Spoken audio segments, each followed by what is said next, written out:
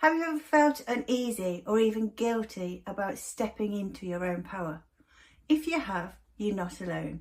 Many women feel the same way.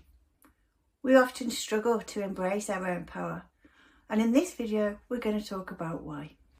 It's important to understand because more often than not we probably don't realise we're giving our power away, but we need to stop doing that. So if this video triggers any thoughts for you, or you recognise that you're doing something you didn't even realise and want to hear all about it, tell me in the comments or message me directly. You can find a way. Let's dive in together and start owning our power without apology. If we're meeting for the first time, I'm Churchill, and I'm on a mission to help women grow from self-doubt to self-confidence so they can take their career to the next level. I was often my own worst critic. Truth is, some days I still am, but I've learnt tips, tricks and strategies to keep my mindset and my confidence in a place where I can achieve those career goals that I have for myself. I've developed strategies like busting out of my comfort zone, keeping imposter syndrome at bay, and lots of other things as well. And it's these strategies that I share with you. If you have a question or want to leave a comment down below, please do so. A thumbs up is always appreciated. And of course, for more like this, please subscribe to the channel. Now let's dive in. So I've broken this down into 3 steps, and I think the first one is to understand how and where we're giving our power away. There's so many different places and different ways that we do actually give our power away. One of the main ones is in the workplace. We often hesitate to speak up in important meetings and defer to other people's opinions. In our personal lives, we will often prioritise other people's needs over and above our own to absolute excess. We're probably avoiding conflict and trying to keep the peace. And we do these things at the expense of our own boundaries, our own self-care and what's good for us. Social settings can also be a minefield where we downplay our achievements and try to keep the status quo. We do these things to avoid being seen as too much or too assertive, but actually it's no good for us. These actions may seem very small, but they all add up and they create a ticking bomb. And eventually we're completely eroded of our sense of power and our ability to step into it. So part 2, why do we do this? Why do we give our power away? Well, the reasons for it are twofold. First of all, societal expectations, societal norms come into play, what is expected of us by our culture.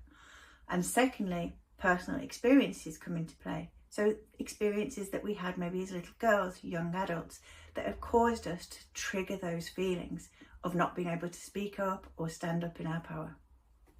From a young age, many of us are taught to be agreeable, nice, non-confrontational. We're also taught to seek approval before we act on anything.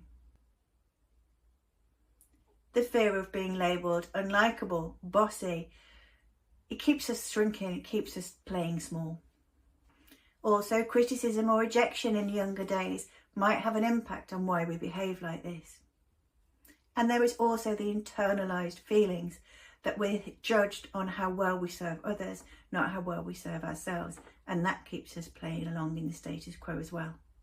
And all of these things combined do cause us to neglect our own wants and needs, and eventually we feel too anxious or too guilty to even assert any power. So finally, how do we stop giving our power away? Because it's no good for us to do that. The first step is to recognise in yourself what those triggers are. Start by paying attention to moments where you feel like you shouldn't stand up for yourself, you shouldn't speak up, you should stay quiet, or maybe you should downplay your achievements. These are all experiences of giving your power away, and we need to recognise what the triggers are.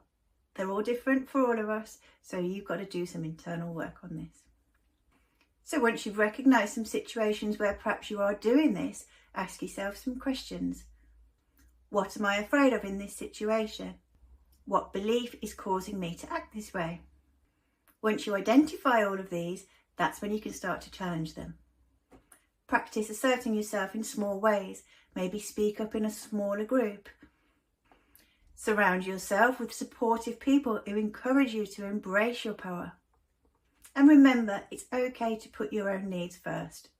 The more you start to practice this, you can start to do it with bigger things. Owning your power isn't about being loud and brash. It's about recognising your worth and confidently standing in it.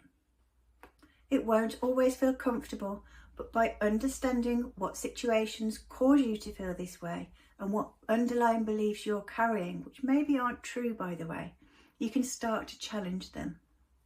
And when you work towards that, you start to be able to stand in your power more authentically. It's not about having a big loud voice. It's not about stamping your feet.